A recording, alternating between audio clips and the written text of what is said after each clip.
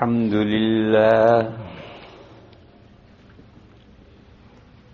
نحمده ونستعينه ونستغفره ونؤمن به ونتوكل عليه ونعوذ بالله من شرور أنفسنا ومن سيئات أعمالنا من يهده الله فلا مضل له ومن يضلله فلا هادي له ونشهد أن لا إله إلا الله وحده لا شريك له ونشهد أن سيدنا ومولانا وحبيبنا وشفيعنا محمدا عبده ورسوله أرسله إلى الناس كافة بشيرا ونذيرا وداعيا إلى الله بإذنه وسراجا منيرا صلى الله تعالى عليه وعلى آله وصحبه وبارك وسلم تسليما كثيرا كثيرا وبعد فأعوذ بالله من الشيطان الرجيم بسم الله الرحمن الرحيم وقالوا يا أيها الذي نزل عليه الذكر إنك لمجنون لو ما تأتينا بالملائكة إن كنت من الصادقين ما ننزل الملائكة بالحق وما كانوا إذا منذرين وإنا نحن نزلنا الذكر وإنا له لحافظون صدق الله مولانا العظیم۔ بزرگان محترم اور معزز بھائیوں، ہماری آپ کی پہلی ملاقات ہے۔ پہلے بھی کہیں سرے راہ ہوئی ہوگی، لیکن باقاعدہ کسی دینی مجلس میں بیٹھ کر کوئی دین کی باتیں سننے سنانے کے تعلق سے ہماری یہ پہلی ملاقات ہے۔ ہمارے مفتی صاحب نے تعارف کروایا ہے، مگر وہ کچھ کامل تعارف نہیں ہے، لہذا تعارف میں کرواؤں خود، دوسرا کروائے وہ اگر کمپلیٹ تعارف نہ ہو تو پھر خود ہی دھندا کرنا پڑتا ہے۔ مولانا صاحب نے یہ فرمایا کہ یہ دو پیر والے مولانا صاحب دارالعلوم دیوبند سے آئے ہیں۔ میرے بارے میں کہا کہ یہ دو پیر والے مولانا صاحب یہ دارالعلوم دیوبند سے آئے ہیں، اور دارالعلوم دیوبند ایشیا میں سب سے بڑا دینی ادارہ ہے۔ اس کی تھوڑی وضاحت ضروری ہے۔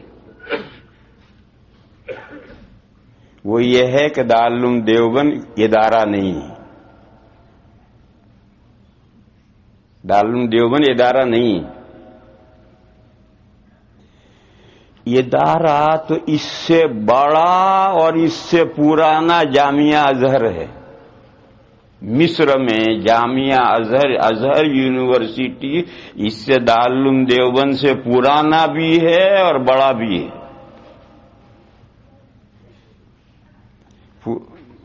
پرانا کتنا ہے؟ دارالعلوم دیوبند کو قائم ہوئے 140 سال ہوئے ہیں، اور ازہر جامعہ ازہر کو قائم ہوئے 1150 سال ہوئے ہیں. جامعہ ازہر آج سے 1150 سال پہلے قائم ہوا ہے. اور دارالعلوم دیوبند تو بیچارہ بچہ ہے، ابھی 140 سال ہوئے ہیں اس کو قائم ہوئے. اور بڑا چھوٹا ہونے کے اعتبار سے دارالعلوم دیوبند میں 3350 طالب علم ہیں، زیادہ سے زیادہ 3500 طالب علم ہیں. اور جامعہ ازہر میں 80,000 طالب علم ہیں. ازہر یونیورسٹی میں 80,000 اسٹوڈنٹس ہیں، اور دارالعلوم دیوبند میں تو 3000 اور 3500 طالب علم ہیں. تو اس لیے بڑا ادارہ دینی اور پرانا ادارہ دینی ازہر یونیورسٹی ہے. دارالعلوم دیوبند اس کے سامنے کچھ نہیں. مگر آج پوری دنیا میں گھوم جاؤ اور اسلامی کتب خانے میں گھس جاؤ، ازہر کے فضلاء کی کوئی خال کتاب ملے گی، وہ بھی کوئی دین کے اہم موضوع پر نہیں ملے گی. اور ساری دنیا میں گھوم لو، کہیں آپ کو ازہری فاضل کام کرتا ہوا نہیں ملے گا. الا ماشاء اللہ کہیں پوری دنیا میں گھومو گے تو 5-7 آدمی مل جائیں گے. دوسری طرف دارالعلوم دیوبند چھوٹی موٹی کوئی لائبریری اسلامی کتابوں کی اردو میں، فارسی میں، عربی میں اگر ہو، اس میں گھس جاؤ تو آدھی کتابیں آپ کو دارالعلوم دیوبند کے فضلاء کی ملیں گی. کسی بھی لائبریری میں گھس جاؤ، عربی کی گھس جاؤ، اردو میں، فارسی میں، تو آدھی کتابیں آپ کو دارالعلوم دیوبند کے فضلاء کی ملیں گی. اور دنیا کے کسی چپے پر چلے جاؤ، آپ کو دارالعلوم کا فاضل وہاں دین کا کام کرتا ضرور ملے گا. کہیں بھی چلے جاؤ. آپ ذرا تو گھومتے نہیں ہیں، میرا تو کام ہی ساری دنیا میں گھومنا ہے.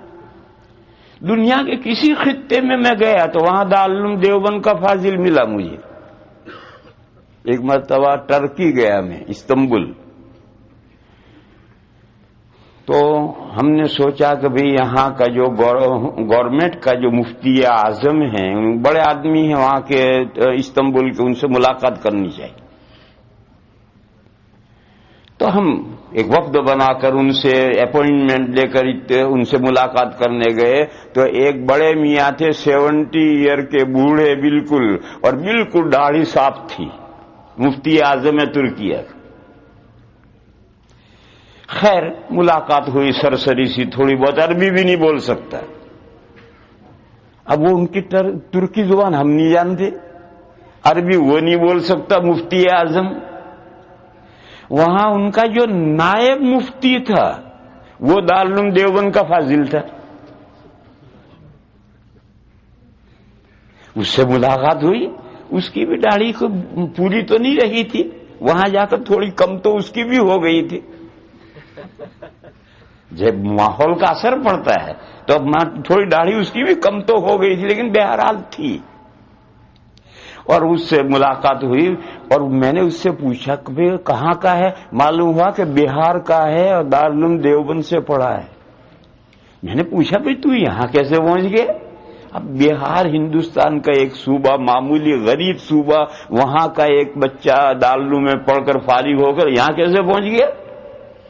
تو اس نے کہا کہ میں دیوبند سے فارغ ہونے کے بعد مصر گیا تھا اور میں نے وہاں مصر میں پڑھا 2-3 سال. وہاں ایک جگہ آئی ہوئی تھی یہاں سے، میں نے بھی درخواست دے دی، میرا نام منظور ہو گیا، یوں میں یہاں پہنچ گیا. تو اب ٹرکی ایک پوری سلطنت ہے، اس کا جو فتوے کا ڈپارٹمنٹ ہے، جو سب سے بڑا ملک کا دینی شعبہ ہے، اس میں جو نائب مفتی ہے وہ دارالعلوم دیوبند کا پڑھا ہوا. غرض تو آپ دنیا میں کہیں نکل جاؤ، کسی ملک میں نکل جاؤ، آپ کو دارالعلوم دیوبند کے فضلا وہاں کام کرتے ملیں گے، یا تو دارالعلوم دیوبند کا فاضل ملے گا، یا دارالعلوم دیوبند کی جو دنیا میں شاخیں ہیں، دارالعلوم دیوبند کی جو دنیا میں شاخیں ہیں وہ بھی سب دارالعلوم دیوبند ہیں۔ دارالعلوم دیوبند کی دنیا میں کتنی شاخیں ہیں؟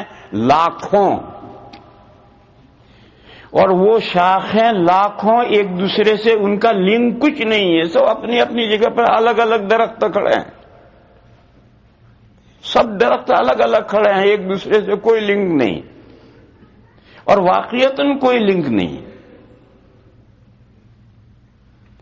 یہ جب طالبان کا مسئلہ آیا تو طالبان کہتے ہم دیوبندی تھے، تو یہ امریکہ دارالعلوم دیوبند میں ہر ہفتے میں ایک نمائندہ پہنچتا تھا، مرد یا عورت۔ وہ یہ جاننا چاہتے تھے کہ دارالعلوم دیوبند کا طالبان کے ساتھ کیا لنک ہے۔ کوششیں بیچارے کر کر کے تھک گئے، کچھ بھی نہیں ملا۔ کیوں نہیں ملا؟ ہے ہی نہیں کچھ، تو کہاں سے ملے گا؟ کچھ ہو تو اسے ڈھونڈ نکالیں، جب کچھ ہو ہی نہ تو کیا ڈھونڈ نکالیں؟ 2 سال تک کوئی ہفتہ ایسا خالی نہیں ہو جاتا تھا کہ امریکہ کا کوئی نمائندہ مرد یا عورت نہ پہنچے۔ کوئی اخبار کا ایڈیٹر پہنچ رہا ہے، کوئی نامہ نگار پہنچ رہا ہے، کوئی گورنمنٹ کا آدمی پہنچ رہا ہے، کچھ، اور وہ اپنے طور پر سب جاننا چاہتے ہیں کہ طالبان اور دیوبند کا کیا جوڑ ہے۔ کچھ ملا ہی نہیں کسی کو، کہاں سے ملے گا؟ ہے ہی نہیں تو کہاں سے ملے گا؟ نفس الامر میں کوئی ہے ہی نہیں۔ جیسا طالبان کے ساتھ دارالعلوم دیوبند کا کوئی جوڑ نہیں ہے، اسی طرح سے دارالعلوم دیوبند کی جتنی شاخیں ہیں، انڈیا میں ہوں، بنگلہ دیش میں ہوں، پاکستان میں ہوں، انگلینڈ میں ہوں، امریکہ میں ہوں، افریقہ میں ہوں، دنیا میں جہاں بھی شاخیں ہیں، شاخوں کا مطلب دارالعلوم دیوبند کے طرز پر کام کرنے والے ادارے۔ شاخوں کا اتنا ہی مطلب ہے کہ جس نہج پر دارالعلوم دیوبند کام کر رہا ہے، دین کی خدمت کر رہا ہے، اس نہج پر دین کی خدمت کرنے والا ادارہ، یہ شاخ کا مطلب ہے۔ تو سب اپنی اپنی جگہ پر الگ مستقل ادارے ہیں، دارالعلوم کے ساتھ کوئی لنک نہیں ہے، اور ان کی اداروں کے آپس میں بھی کوئی لنک نہیں۔ کراچی میں مفتی حضرت مولانا یوسف صاحب بنوری کا مدرسہ ہے، مفتی شفیع صاحب کا مدرسہ ہے، اور وہ فاروقیہ ہے، مولانا سلیم اللہ خان صاحب کا مدرسہ، 3 بڑے بڑے ادارے ہیں، 3 کا آپس میں کوئی لنک نہیں ہے، سب اپنے اپنے مستقل ہے۔ اسی طرح سے آپ سمجھیں تو میں یہ کہہ رہا تھا کہ دارالعلوم دیوبند کی لاکھوں شاخیں ہیں، اس سے کوئی یہ سمجھے کہ وہ ایک دوسرے کے ساتھ ان کا جوڑ ہے، اس کو میں نے واضح کیا کہ جوڑ کچھ نہیں۔ لاکھوں شاخوں کا مطلب یہ ہے کہ دین کی خدمت جس نہج پر دیوبند کر رہا ہے، اسی نہج پر یہ سارے ادارے کر رہے ہیں۔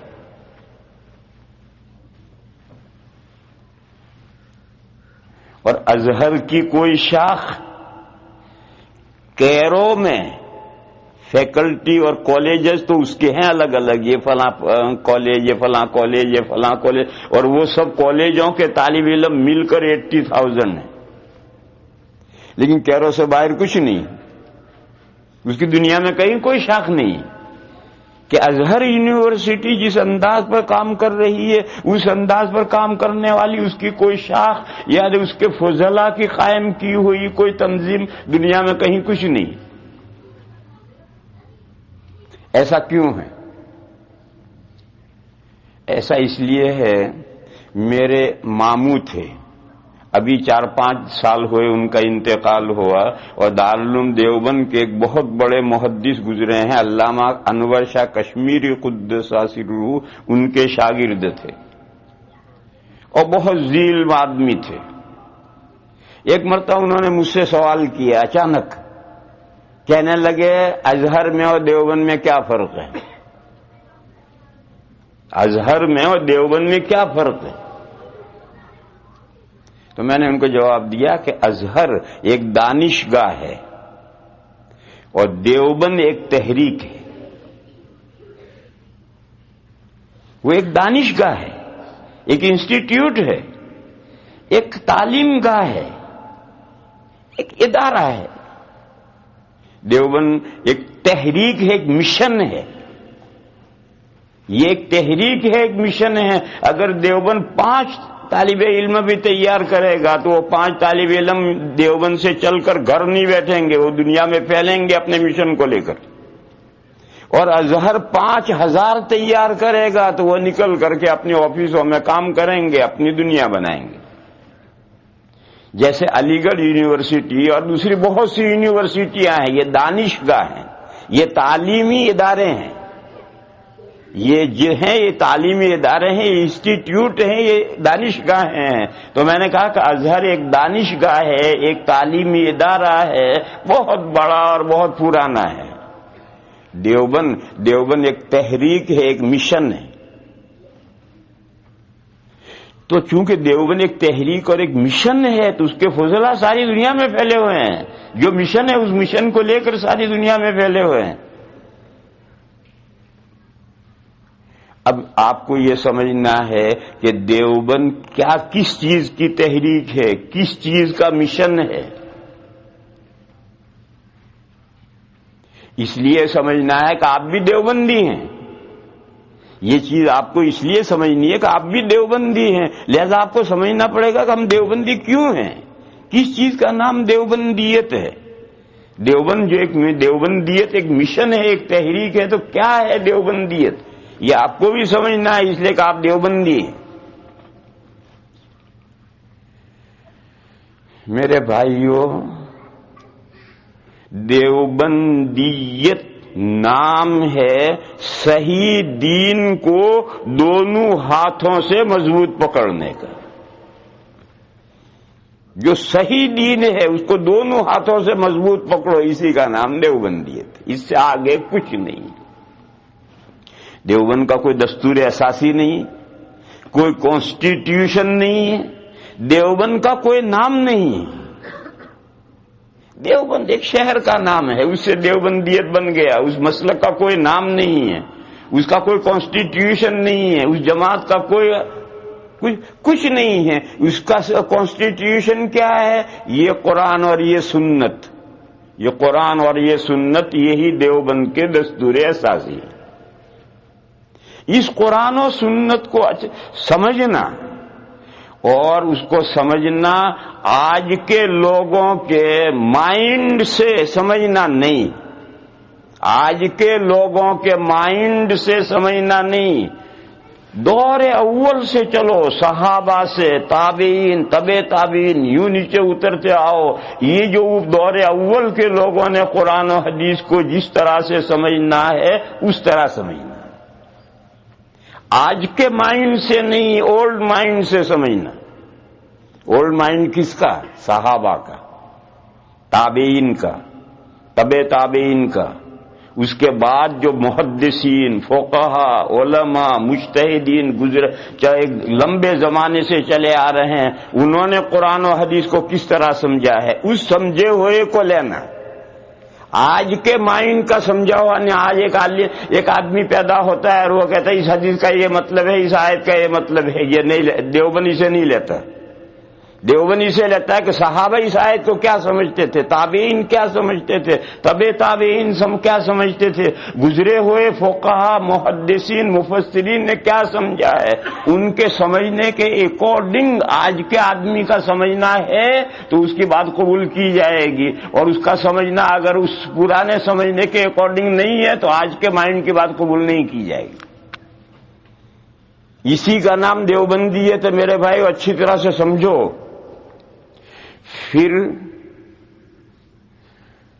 دو چیزیں ہیں، ایک حدیث ہے اور ایک سنت ہے، ایک حدیث ہے اور ایک سنت ہے، دونوں میں فرق ہے۔ قرآن میں تو دو چیزیں ہیں ہی نہیں، قرآن تو قرآن کریم، اور احادیث شریفہ میں دو چیزیں ہیں، ایک حدیث ہے اور ایک سنت ہے۔ دیوبند کی دعوت یہ ہے، دیوبند کی تحریک یہ ہے کہ سنت مضبوط پکڑو، اس مضمون کو بھی سمجھنا ہے۔ حدیث نام ہے 4 باتوں کا، 4 باتوں کا نام حدیث شریف ہے۔ نبی پاک صلی اللہ تعالی علیہ وسلم کے اقوال، سیئنگ، آقائے دو جہاں نے جو کچھ زبان مبارک سے ارشاد فرمایا ہے وہ سب حدیث ہے۔ نبی پاک صلی اللہ تعالی علیہ وسلم کے کیے ہوئے کام، جو بھی حضور نے کیا، افعال، اقوال بھی حدیث ہیں، افعال بھی حدیث ہیں۔ تیسری چیز ہے نبی پاک صلی اللہ تعالی علیہ وسلم کے سامنے کسی صحابی نے، کسی مسلمان نے کوئی کام کیا، نبی پاک صلی اللہ تعالی علیہ وسلم کے علم میں آیا، حضور نے سنا یا اپنی آنکھ مبارک سے دیکھا کہ فلاں صحابی نے یہ کام کیا اور حضور نے اس پر نکیر نہیں کی، اس کام کو برقرار رکھا، اس کا نام ہے تقریر اور تائید۔ تو جتنے کام، مثال لو، اسلام کا اصول یہ ہے، اسلام کا، قرآن و حدیث کا اصول یہ ہے کہ وہی چیز بیچی جا سکتی ہے جو بیچنے والے کی ملکیت میں کرنٹلی موجود ہو، وہی چیز بیچی جا سکتی ہے۔ جس چیز کا دنیا میں وجود نہیں ہے اس کو نہیں بیچ سکتے۔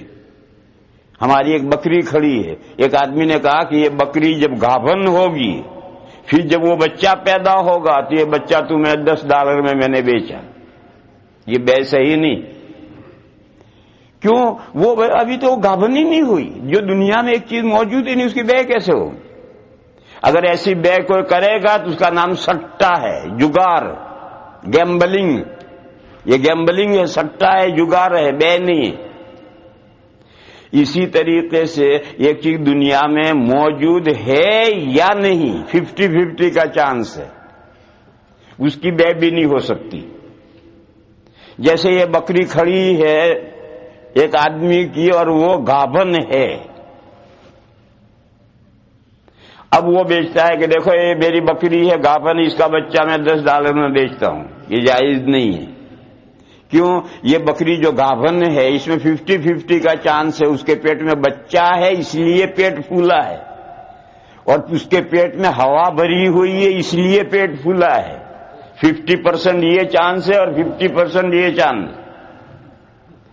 پھر وہ جو پیٹ میں بچہ ہے وہ بچہ زندہ پیدا بھی ہو سکتا ہے اور مرا ہوا بھی پیدا ہو سکتا ہے، تو 50-50 کا چانس ہے، لہذا اس کو نہیں بیچ سکتے۔ اسی طریقے پر جو چیز بالیقین موجود ہے دنیا میں لیکن میری ملکیت میں نہیں ہے تو میں اسے نہیں بیچ سکتا ہوں۔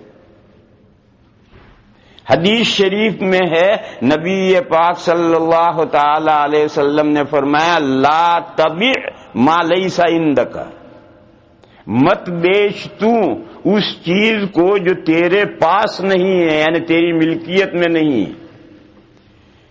ایک آدمی نے سوچا کہ فلاں کتب خانے میں فلاں کتاب رکھی ہے، دیکھی ہوئی اس کے تعلقات دوستی ہے، اب گاہک آیا، اس نے کہا فلاں کتاب ہے، اس نے کہا ہاں ہے، بولو چاہیے، ہاں، سودا کر لیے۔ ابھی وہ کتاب کسی دوسرے کی ملکیت ہے، اس کے کتب خانے میں ہے، میری ملکیت میں نہیں ہے، میرے پاس نہیں ہے، اور میں نے بیچ دیا اس امید پر کہ اسے بیچ کر وہاں سے لا کر دوں گا،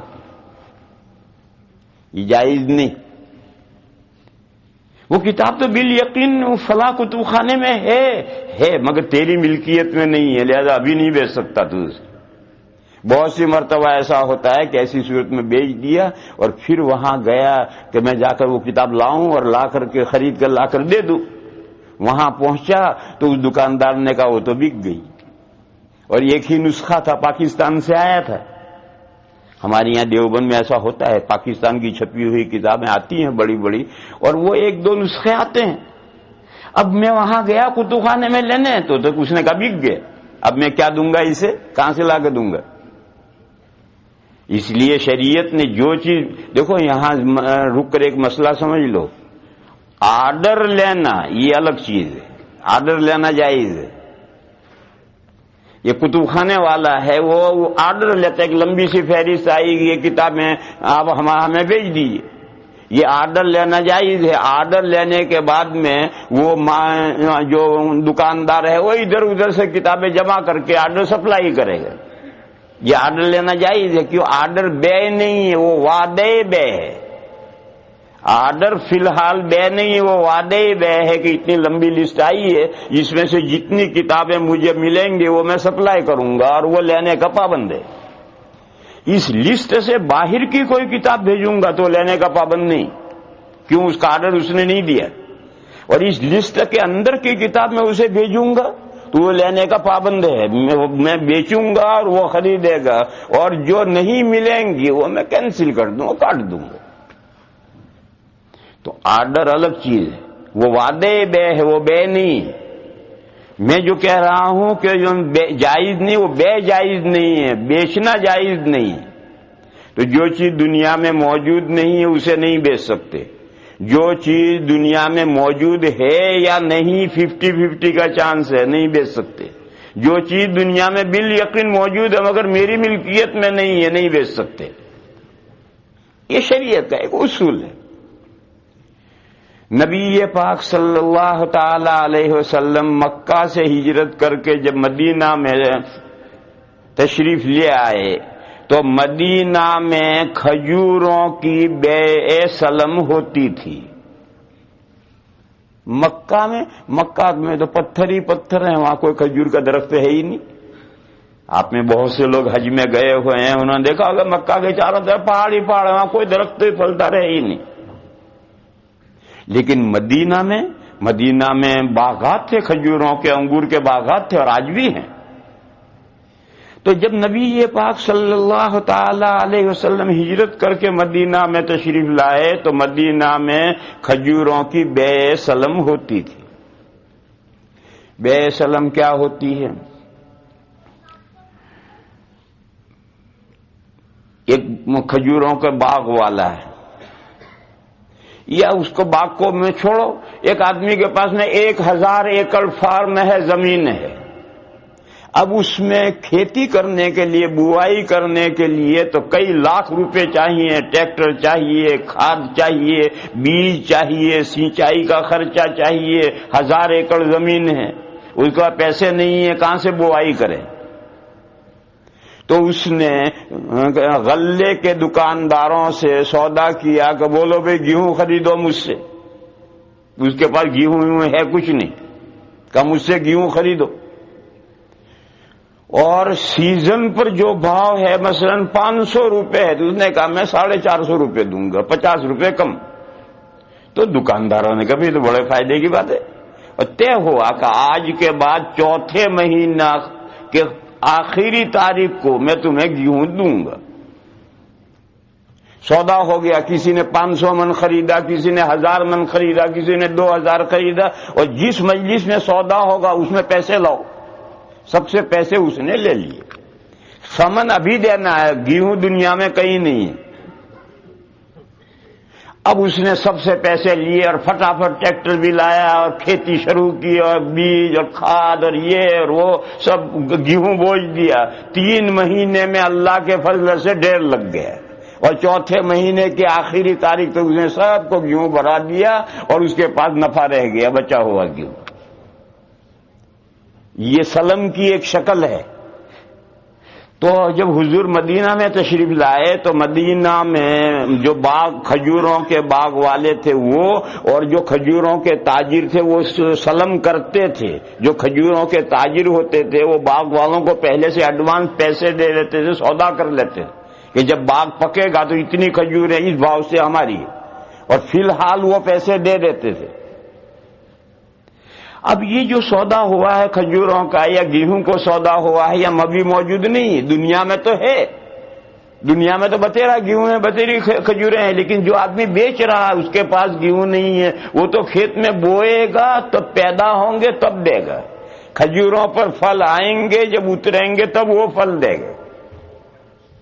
بہرحال نبی پاک صلی اللہ تعالی علیہ وسلم جب ہجرت فرما کر مدینہ میں تشریف لائے تو حضور نے دیکھا کہ مدینہ میں کھجوروں کے سلم کرنے کا رواج ہے. حضور نے کسی کو منع نہیں کیا، ہوتی رہی. حضور کے 10 سال، حضور مدینہ میں جو 10 سال رہے، اس 10 سال میں مدینہ میں یہ سلم کی بے سلم ہوتی رہی اور حضور نے منع نہیں کیا. تو حضور کا یہ منع نہ کرنا، اس سے یہ سودا جائز. بس صرف یہی سودا جائز ہے جس میں مبی کے بغیر، صرف یہی صورت جائز ہے، دوسری صورتیں نہیں. تو میں تو مثال بتلا رہا ہوں. تقریر کے معنی تائید کے معنی برقرار رکھنا. حضور کے سامنے کسی مسلمان نے کوئی کام کیا اور حضور نے اس پر نکیر نہیں کی، یہ نکیر نہ کرنا یہ بھی حدیث بن جاتی ہے. اور چوتھی چیز ہے نبی پاک صلی اللہ تعالی علیہ وسلم کے ذاتی حالات، پرسنل حالات، کہ حضور کے بال مبارک ایسے تھے، داڑھی مبارک ایسی تھی، آنکھیں ایسی تھی، دانت ایسے تھے، قد ایسا تھا، چال ایسی تھی، ڈھال ایسی تھی. یہ جو حضور کی ذاتی زندگی ہے، پرسنل اوصاف، یہ حدیثوں میں پوری کتاب شمائل نبوی پر کتابیں کی کتابیں ہیں اور اس میں حضور کے تمام احوال ہیں. یہ جو ہے یہ بھی سب حدیث ہے. حدیثیں میں نے بتلایا کہ 4 طرح کی ہیں. حضور کے اقوال، افعال، تقریرات اور اوصاف، یہ چاروں حدیث ہیں. ان چاروں میں سے 3 چیزوں کو الگ کر لو، وہ سنت نہیں ہے. سنت کے معنی ہے، دیکھو ایک سنت لفظ ہے فرض، اس سے نیچے واجب، اس سے نیچے سنت. وہ سنت لفظ نہیں میں استعمال کر رہا، وہ سنت الگ ہے. میں کون سا لفظ استعمال کر رہا ہوں؟ ہمارا نام کیا ہے؟ اہل السنہ والجماعہ. ہمارا کیا نام ہے؟ اہل السنہ والجماعہ. اس میں جو سنہ لفظ ہے اس کی وضاحت کر رہا. ہم سنت والے ہیں، ہم اہل الحدیث نہیں ہیں. ہم اہل الحدیث نہیں ہیں، حدیث والے نہیں ہیں. ہم اہل السنہ ہیں، اہل السنہ والجماعہ. ہم سنت والے اور جماعت والے ہیں. یہاں جو لفظ سنت ہے اس کی میں وضاحت کر رہا ہوں. وہ جو فرض، واجب اور اس کے نیچے سنت، وہ لفظ نہیں، وہ الگ ہے. وہ فقہ کا لفظ ہے، وہ فقہ کا ٹرم ہے، ایک اصطلاح ہے فقہ کی. اور یہ فقہ کا لفظ نہیں، یہ قرآن و حدیث کا لفظ ہے. سنت کے معنی ہیں الطریقۃ المسلوکۃ فی الدین. الطریقۃ المسلوکۃ فی الدین. دین میں دین کا وہ راستہ جس پر چلنا ہے. الطریقہ معنی پاتھ، المسلوکہ کے معنی واکنگ. فی الدین، دین میں جس راستے پر امت مسلمہ کو چلنا ہے اس راستے کا نام ہے سنت. السنہ کے معنی ہے الطریقۃ المسلوکۃ فی الدین. اس کو میں سمجھا رہا ہوں کہ احادیث جو 4 قسم کی حدیثیں ہیں ان میں سے 3 چیزوں کو الگ کرو، وہ حدیثیں ہیں، سنت نہیں ہے.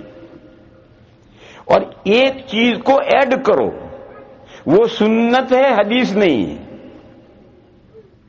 3 چیزیں جو الگ کرنی ہیں کیا ہیں؟ ایک وہ حدیثیں ہیں جو منسوخ ہیں. ایک دور میں وہ حدیثیں معمول بہات تھیں، بعد میں وہ حکم ختم ہو گئے. تو وہ حدیثیں ہیں اور آج بھی حدیث کی کتابوں میں ہیں، مگر ان حدیثوں وہ سنت نہیں ہے، ان حدیثوں پر چلا نہیں جائے گا، وہ حدیث منسوخ ہے. مثال دوں. اعلیٰ درجے کی صحیح حدیث ہے، توضؤوا مما مست النار. ایسی چیز جس کو آگ نے ٹچ کیا ہو، آگ نے چھویا ہو، یعنی آگ کا معمولی سا اثر پہنچ گیا ہو، ایسی چیز اگر کوئی کھائے گا پیے گا تو وضو ٹوٹ گئی، دوسری وضو کرو۔ حضور نے فرمایا توضؤ مما مست النار، وضو کرو تم ان چیزوں کی مزاولت سے، کھانے پینے سے جس کو آگ نے چھویا ہے۔ اب یہ اعلیٰ درجے کی صحیح حدیث ہے، مگر یہ حکم دور اسلام میں پہلے تھا، بعد میں یہ حکم ختم ہو گیا، بعد میں اس سے وضو نہیں ٹوٹتا۔ اور نبی پاک صلی اللہ تعالی علیہ وسلم، خلفائے راشدین، دوسرے بہت سے صحابہ سے بے شمار روایات ہیں کہ وہ گوشت نوش فرماتے تھے اور پھر بغیر نئی وضو کیے نماز پڑھاتے تھے۔ لہذا یہ حدیثیں ناسخ ہیں اور یہ حدیث منسوخ ہے۔ یہ جو منسوخ حدیث ہے یہ حدیث ہے، سنت نہیں ہے، اور یہ جو ناسخ حدیث ہے یہ حدیث بھی ہے اور سنت بھی ہے۔ دوسری مثال لو، اعلیٰ درجے کی صحیح حدیث ہے الماء من الماء، میاں بیوی میں جنسی مقاربت ہو تو پانی اترے تو غسل واجب ہے، اور اگر پانی اترنے سے پہلے بیوی سے الگ ہو جائے تو کوئی غسل نہیں، وضو ٹوٹ جائے گی، وضو کرو، غسل واجب نہیں۔ یہ حدیث ہے اور اعلیٰ درجے کی صحیح حدیث ہے الماء من الماء، مگر یہ حدیث منسوخ ہے۔ اس کے مقابل دوسری حدیث ہے اذا التقى الختانان فقد وجب الغسل، دو شرم گاہیں ملی غسل واجب، چاہے پانی اترے چاہے نہ اترے۔ اب یہ بعد کی حدیث ہے، وہ پہلے دور کی حدیث، یہ بعد کی حدیث ہے، اور اس پر عمل ہے، ساری امت کا فتویٰ اس پر ہے، عمل اس پر ہے، اور وہ حدیث شریف منسوخ ہے، لہذا وہ حدیث ہے، سنت نہیں ہے، اور یہ حدیث بھی ہے اور سنت بھی ہے۔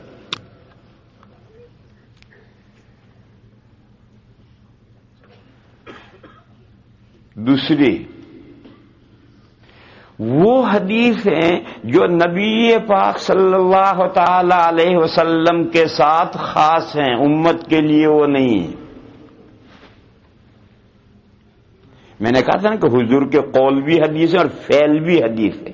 نبی پاک صلی اللہ تعالی علیہ وسلم نے 9، 10، 11 نکاح فرمائے ہیں، 9، 10، 11 نکاح فرمائے ہیں، اور بیک وقت 9 بیویاں حضور کے نکاح میں رہی ہیں، اور اس سے زیادہ بھی حضور نکاح فرمانا چاہتے تو اور نکاح بھی فرما سکتے تھے، حضور کے لیے کوئی لمٹ، کوئی تعداد مقرر نہیں تھی۔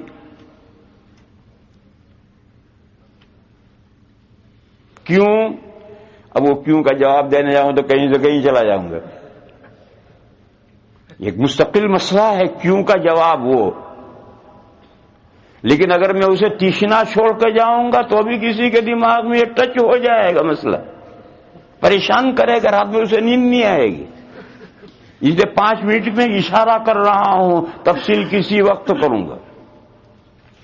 دیکھو نبی پاک صلی اللہ تعالی علیہ وسلم کی زندگی 56 سال کی ہوئی، 56 ایئر، 56 سال کی حضور کی زندگی ہوئی، وہاں تک حضور کے گھر میں ایک ہی بیوی رہی، 2 بیویاں حضور کے گھر میں جمع نہیں ہوئی۔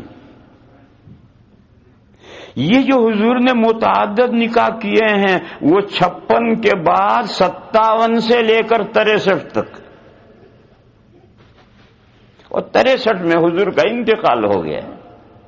اگر کسی کے پاس میں معمولی عقل ہے وہ بھی سمجھ سکتا ہے کہ یہ عمر عیاشی کی عمر نہیں ہے، اور یہ عمر ضرورت کی بھی عمر نہیں ہے۔ عیاشی تو کہاں سے کرے گا، انجیکشن لینا پڑے گا، تو عیاشی کا تو زمانہ ہے نہیں، آدمی کی اپنی ضرورت کا بھی زمانہ نہیں ہے۔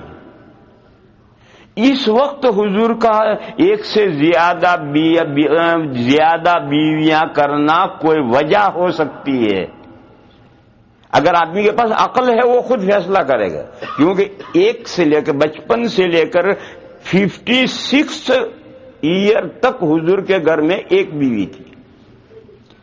جب حضور کی 25 سال کی عمر تھی تب حضور نے حضرت خدیجہ سے نکاح کیا تھا. جب تک حضرت خدیجہ زندہ رہی حضور نے کوئی دوسرا نکاح نہیں کیا، سوچا بھی نہیں. جبکہ عرب میں ایک سے زیادہ بیویاں کرنا کوئی انوکھی بات نہیں تھی، عرب میں یہ ہوتا تھا. مگر جب تک حضرت خدیجہ زندہ رہی حضور نے آگے سوچا بھی نہیں. جب حضرت خدیجہ کا انتقال ہو گیا تو اس وقت حضور نبی بن چکے تھے، نبوت مل چکی تھی، اور گھر میں چھوٹی چھوٹی بچیاں تھیں. لڑکا تو چھوٹی چھوٹی عمروں میں انتقال ہو گیا، باقی صاحبزادیاں جو تھی وہ چھوٹی چھوٹی عمر کی تھیں. جب حضرت خدیجہ کا انتقال ہوا تو یہ مسئلہ کھڑا ہوا کہ اب حضور دعوت کے کام کے لیے ادھر ادھر جائیں یا گھر میں یہ بچیاں ہیں ان کو سنبھالیں، کیا ہوگا؟ تو خاندان کے لوگوں نے مشورہ دیا کہ یا رسول اللہ آپ شادی کر لیجیے. چنانچہ حضور نے دوسری شادی حضرت سودا سے کی ہے جن کے پہلے 2 شوہر رہ چکے ہیں اور ان کا انتقال ہو گیا.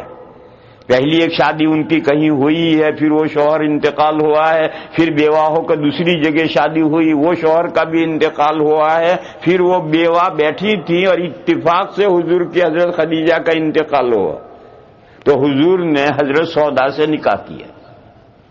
کیوں؟ گھر میں بچیوں کو سنبھالنا ہے تو نوجوان لڑکی لائیں گے تو کیا سنبھالے گی؟ بڑی عمر کی ذمہ دار عورت آئے گی جبھی تو گھر سنبھالے گی. تو اس لیے حضور کے گھر کی اپنی گھریلو ضروریات کے لیے دوسرا نکاح حضور نے حضرت سودا سے کیا. پھر حضرت سودا کے ساتھ حضرت عائشہ سے نکاح حضور کا ہوا ہے، مگر حضرت عائشہ کی عمر ابھی کم تھی، وہ رخصت ہو کر حضور کے یہاں نہیں آ سکتی. چنانچہ ہجرت کے بعد میں سن 2 ہجری میں حضرت عائشہ ہجرت کر کے حضور کے یہاں آئی ہیں. وہی سن 56 ہجری کے بعد میں آگے حضور کے گھر میں 2 بیویاں جمع ہوئی. تو کوئی سمجھنا چاہے اگر اس کے عقل کے پیچھے لکش لے کر نہ دوڑے اور سمجھنا چاہے تو سمجھ سکتا ہے کہ بچپن جوانی سے لے کر کے 56 سال کی عمر تک کا یہ جو زمانہ ہے یہ آدمی کی ضرورت کی بھی ہے، اور کوئی عیاشی کرنا چاہے تو عیاشی کا بھی زمانہ ہے. اس پوری عمر میں حضور کے گھر میں عملاً ایک ہی بیوی رہی. اور یہ جو متعدد نکاح حضور نے فرمائے ہیں یہ 57 سے 63 میں کیے ہیں تو کوئی وجہ ہے جس کے لیے کیے ہیں. دنیا جو سمجھتی ہے وہ نہیں ہو سکتا. وہ وجہ کیا ہے؟ وہ 3 ریزن ہے جس کے لیے حضور نے یہ متعدد نکاح کیے ہیں. ایک ملی کو آپ دینی کہہ لیجئے، دینی یا ملی کہیے. ایک نکاح حضور نے کیے ہیں ملی ضرورت سے، دین کی ضرورت سے. حضرت عائشہ رضی اللہ تعالی عنہا سے حضور کا نکاح ملی اور دینی ضرورت سے ہوا ہے. اس کی تفصیل آدھا گھنٹہ چاہتی ہے. دوسرا پولیٹیکل، سیاسی ضرورت، سیاسی ضرورتیں، کیونکہ یہی آخر کے وہ 7 سال ہیں جس میں گورنمنٹ اسٹیبلش ہوئی. اس سے پہلے اسلامی گورنمنٹ نہیں تھی. یہی وہ زمانہ ہے جس میں گورنمنٹ اسٹیبلش ہوئی ہے، اور جب گورنمنٹ اسٹیبلش ہوگی تو کچھ پولیٹیکل سیاسی ضرورتیں بھی ہوں گی. وہ ضرورتیں کبھی اس نکاح سے پوری ہوئی، کبھی نہیں ہوئی، کبھی پوری ہوئی، کبھی نہیں ہوئی. حضرت صفیہ رضی اللہ تعالی عنہ خیبر کی جنگ کے بعد میں یہودیوں کے ایک سردار کی لڑکی تھی اور ایک سردار کے نکاح میں تھی.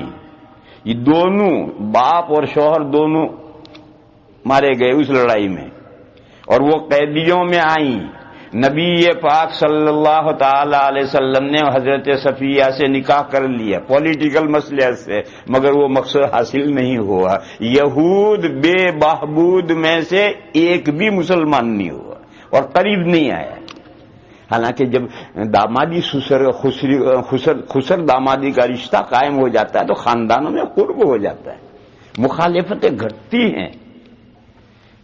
تو خاص مقصد سے کہ یہ خیبر کے یہودی قریب آئیں، ایمان لائیں، اس نکاح کی برکت سے ان کا اختلاف جھگڑا ختم ہو، مگر یہ مقصد نہیں حاصل ہوا. ایک یہودی قریب نہیں آیا اور مسلمان نہیں ہوا تو کبھی تو یہ ضرورت تو نہیں ہوتی، پوری نکاح سے ضرورت پوری نہیں ہوئی. اب یہ کیا معلوم تھا؟ ایک حضور نے نکاح کیا ایک مقصد کو لے کر، وہ مقصد پورا نہیں ہوا تو حضور کو عالم الغیب تھوڑی تھے. اور حضرت جویریہ سے نکاح کیا تھا. حضرت جویریہ ایک قبیلہ ہے بنو المستلق، اس کے ساتھ جنگ ہوئی اور اس جنگ میں وہ لوگ قیدی پکڑے گئے اور 100 فیملی غلام باندی بنائی گئی. اس زمانے کا قاعدہ تھا غلام باندی بنانے کا. 100 فیملی میں کتنے آدمی ہوں گے سوچو. اس خاندان کے اس قبیلے کے سردار کی لڑکی تھی حضرت جویریہ، وہ بھی قیدیوں میں آئی تھی. نبی پاک صلی اللہ تعالی علیہ وسلم نے ان سے نکاح کر لیا. بس جوں ہی نکاح لوگوں کو پتا چلا تو شام ہوتے ہوتے اس قبیلے کا کوئی فیملی غلام نہیں رہی. سب صحابہ نے سب کو آزاد کر دیا کہ تو حضور کے سسرالی ہو گئے، حضور کے سسرالی ہو گئے. اب کیسے ان کو غلامی میں رکھتے؟ شام ہوتے ہوتے وہ 100 کی 100 فیملیاں آزاد ہو گئی. اور لوگوں نے کہا کہ حضرت جویریہ سے بڑی بابرکت کوئی عورت نہیں تھی جس نے اپنے قوم کے 100 گھرانوں کو آزاد کروایا. پولیٹیکل ضرورت کی میں نے مثال دی. اس طرح کی کچھ سیاسی ضرورتیں ہوتی تھیں جس کی وجہ سے حضور نے یہ نکاح کیا. تیسری پرسنل ضرورت، مگر پرسنل خود حضور کی ذات نہیں، دوسرا پرسن، اندر پرسن. پرسنل میں پرسن سے حضور کی ذات مراد نہیں بلکہ اندر پرسن. حضرت فاروق اعظم رضی اللہ تعالی عنہ کی بیٹی حضرت حفصہ رضی اللہ تعالی عنہ سے حضور نے حضرت عمر کا دل خوش کرنے کے لیے نکاح کیا. یہ ہے اندر پرسن. حضرت عمر بڑی لمبی بات ہے. حضرت عمر اور حضرت ابو بکر کے درمیان میں منافست رہتی تھی، اور منافست حضرت ابو بکر کی طرف سے نہیں تھی. حضرت عمر چاہتے تھے حضرت ابو بکر سے آگے بڑھنا دین میں. بہت واقعات پیش آیا، انہوں نے بڑھنے کی کوشش کی مگر نہیں بڑھ پائے. تو اگر دونوں طرف سے منافست ہے تو منافست نہیں، وہ حسد ہے. اگر دو طرفہ منافست ہے، کمپٹیشن ہے. منافست مانے کمپٹیشن. اگر دو طرفہ کمپٹیشن منافست ہے تو منافست نہیں، وہ حسد ہے، جلنا ہے. اور ایک طرف سے کمپٹیشن ہے، منافست ہے، تو دنیا کے معاملات میں اگر ہے جائز نہیں ہے، دین کے معاملات میں ہے جائز ہے. ایک طرف سے منافست کمپٹیشن ہے، دنیا کے معاملات میں جائز نہیں ہے، دین کے معاملات میں ہے تو جائز ہے. قرآن کریم میں ہے وَفِي ذَلِكَ فَلْيَتَنَافَسِ الْمُتَنَافِسُونَ. بہرحال حضرت عمر بڑھنا چاہتے تھے. حضرت خدیجہ کا جب انتقال ہوا اس وقت حضرت عمر کے پاس میں کوئی بیٹی نہیں تھی جس کو وہ حضور کے ساتھ نکاح کروائیں، اور حضرت ابو بکر کے پاس بھی نہیں تھی مگر ایک تھی، وہ بھی چھوٹی بچی تھی 6 سال کی. تو حضرت ابو بکر نے یہ سوچا کہ ابھی فی الحال تو حضرت سودا گھر میں آ گئی، ضرورت پوری ہو گئی، لیکن حضرت سودا تو بوڑھی عورت ہیں، 2 جگہ سے نکاح سے بیوہ ہو کر آئی ہیں، یہ کتنے دن گھر سنبھالیں گی؟ کسی نہ کسی دن وہ چلی جائیں گی. وہاں تک میں عائشہ بڑی ہو جائیں گی. حضرت عائشہ کا ابھی سے حضور سے نکاح کروا دیا، وہ حضور کے گھر میں جانے کے قابل نہیں ہے. مگر جب حضرت سودا گھر میں نہیں رہیں گے، وہ بھی بوڑھی عورت ہیں، کتنے دن کی مہمان ہیں، تو جب وہ نہیں رہیں گی تب حضرت عائشہ بڑی ہو چکی ہوں گی اور وہ جا کر گھر سنبھالیں گی. یہ حضرت ابو بکر کے ذہن میں پلان تھا، اور انہوں نے حضرت عائشہ کا حضور سے نکاح کر دیا. اس وقت حضرت عمر دل مسوس کر رہ گئے، کیونکہ حضرت عمر کے پاس میں کوئی لڑکی ہے ہی نہیں، نہ چھوٹی نہ بڑی کوئی لڑکی ہے ہی نہیں. جو لڑکیاں ہیں شادی شدہ ہیں. اس کا بڑا صدمہ تھا ان پر. ان کا بڑا صدمہ تھا ان پر کہ میں پیچھے رہ گیا، افسوس میرے پاس ایسا کوئی. تو جب حضرت حفصہ ان کی شادی ہوئی تھی، وہ بیوہ ہوئی. یہ مدنی زندگی میں یہ آخری زندگی ہے. اس زندگی میں جب وہ بیوہ ہوئی تو حضور نے ان سے نکاح کر لیا حضرت عمر کے دل پر سے بوجھ ہٹانے کے لیے. یہ ہے پرسنل مقصد سے، اور پرسن سے حضور نہیں مراد، اندر پرسن. اسی طریقے پر حضرت ام سلمہ رضی اللہ تعالی عنہا سے نکاح کیا ہے، وہ بھی حضور نے ان کی دلداری کے لیے کیا ہے، حضرت ام سلمہ کی دلداری کے لیے کیا ہے، لمبا واقعہ ہے. اسی طرح سے حضرت زینب رضی اللہ تعالی عنہ سے جو نکاح کیا ہے وہ ملی اور دینی ضرورت سے کیا ہے. تبنا یعنی ایڈوپشن کی جو رسم تھی اس رسم کو توڑنے کے لیے حضرت زینب سے نکاح کیا. سب کی تفصیل کروں تب آپ حضرات کے پلے کچھ پڑے، لیکن میں نے جو مختصر بات کہی ہے اس مختصر بات سے یا کسی کے دماغ میں یہ بات گھسے گی تو جواب بھی ساتھ میں چلا جائے گا. اس کے ذہن کو مطمئن کرنے کے لیے اتنی بات کافی ہے کہ حضور نے جو متعدد نکاح کیے ہیں وہ زندگی کے آخری 7 سالوں میں کیے ہیں، اور وہ ملی، دینی، سیاسی اور شخصی مصالح کے پیش نظر کیے. اس کے بعد ایک بات اور سن لو، جب 1 سے 2 نکاح ہو سکتے ہیں تو 10 بھی ہو سکتے ہیں. 1 سے 2 نکاح ہو سکتے ہیں، 10 بھی ہو سکتے ہیں، 20 بھی ہو سکتے ہیں. پھر امت کے لیے 4 پر کیوں روکا ہے؟ یا تو یہ کہو کہ بھائی ایک وقت میں ایک ہی بیوی ہوگی، 2 بیویاں ہو ہی نہیں سکتی، ٹھیک ہے، نو میٹر، آگے کچھ سوچنا ہی نہیں. لیکن جب 1 کے بجائے 2 ہو سکتی ہیں اور 2 کے ساتھ 3 ہو سکتی ہیں تو 4، 5، 6، 7، 100 بھی ہو سکتی ہیں. حضرت سلیمان علیہ السلام کے نکاح میں 100 بیویاں تھیں، حضور کے نکاح میں 9 بیویاں تھیں. پھر یہ امت کے لیے 4 پر کیوں روکا ہے کہ 4 ہی بیویاں ہو سکتی، زائد نہیں؟ اور حضور کے لیے ایسا کیوں نہیں روکا کہ 4 ہی، زائد نہیں؟ حضور کے لیے نہیں روکا اور امت کے لیے روکا کہ کر سکتے ہو 1 سے زیادہ کر سکتے ہو، 4 ہی، اس سے زیادہ نہیں کر سکتے. دونوں میں فرق سمجھاؤں. امت کے لیے جو 1 سے زیادہ نکاح کرنے کی اجازت ہے وہ پرسن کی ضرورت کے لیے ہے، پرسنلی ضرورتوں کے لیے. اور حضور کے لیے جو 1 سے زائد نکاح حضور نے فرمایا وہ پرسنلی ضرورت کو لیے کیے ہی نہیں ہیں، وہ دوسرے مقاصد کے کیے ہیں. کوئی بھی امتی نکاح کرے گا تو اپنی ضرورت کے لیے کرے. ایک بیوی ہے وہ بیچاری بیمار ہو رہتی ہے، ناکارہ ہو گئی ہے، کسی استعمال کے قابل نہیں ہے، تو دوسری کرے گی. اتفاق سے وہ دوسری بھی ایسی ناکارہ ہو گئی تو کیا کرے گا؟ اسٹریٹ میں جھانکتا پھرے گا؟ نہیں، اسلام اس کی اجازت نہیں دیتا. تقوی اور پرہیزگاری کا دامن کبھی چھوٹنا نہیں چاہیے.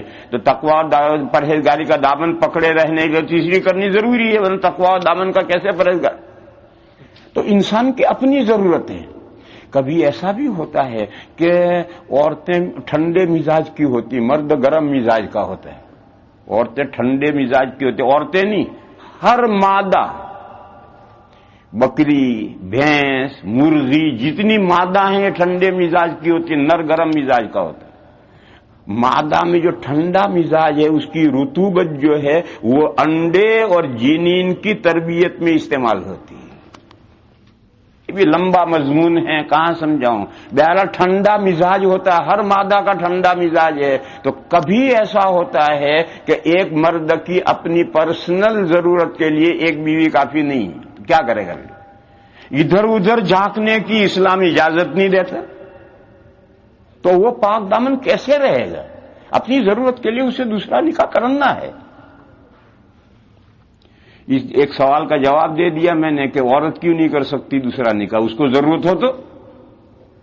مرد کو دوسرے نکاح کی ضرورت ہو سکتی ہے تو عورت کو بھی دوسرے نکاح کی ضرورت ہو سکتی ہے، تو عورت 2 شوہر کیوں نہیں کر سکتی؟ اس کا جواب میں نے دے دیا کہ اس کا مزاج اللہ نے ٹھنڈا بنایا ہے، اسے 2 مردوں کی ضرورت ہوتی ہی نہیں. اس کا جواب میں نے دے دیا. اور لطیفہ بھی سن لو. بہت سنجیدہ بات ہو جاتی ہے تو پھر دماغ بوجھل ہو جاتا ہے. تو یہ لطیفہ بھی سنو. جب ملک آزاد ہوا اور یہ ہندوستان پاکستان بنے تو انڈیا جو تھا آزاد ہوا تو عورتوں کا، ماڈرن عورتوں کا ایک ڈیپیوٹیشن وزیر اعظم جواہر لال نہرو کے پاس میمورنڈم لے کر پہنچا. ماڈرن عورتیں میمورنڈم لے کر گئے کہ جب مردوں کو جب ایک سے زیادہ نکاح کرنے کی اجازت ہے تو یہ اجازت عورتوں کو بھی ہونی چاہیے. اس میمورنڈم کا حاصل یہ ہے کہ جب مردوں کو دوسری شادی کرنے کی اجازت ہے تو عورت دوسرا شوہر کیوں نہ کرے، اس کو بھی یہ اجازت ہونی چاہیے. اب جواہر لال نہرو بڑا پریشان.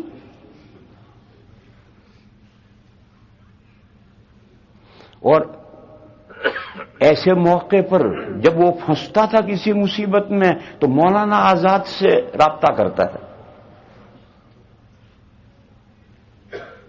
ایک مرتبہ جواہر لال نہرو نے مولانا آزاد سے پوچھا کہ مولانا جب ہم چلتے ہیں تو ہمیں ایسا محسوس نہیں ہوتا کہ پورے جسم کا خون پیروں کے تلوں میں جا رہا ہے، ایسا محسوس نہیں ہوتا، لیکن جب ہم جمناسٹک کرتے ہیں، ورزش کرتے ہیں اور سر کے بل کھڑے ہوتے ہیں تو ایسا محسوس ہوتا ہے کہ سارے جسم میں سے خون کھوپڑی میں آ رہا ہے. ایسا کیوں ہے؟ مولانا نے فرمایا پانی وہیں جاتا ہے جہاں جگہ خالی ہوتی ہے.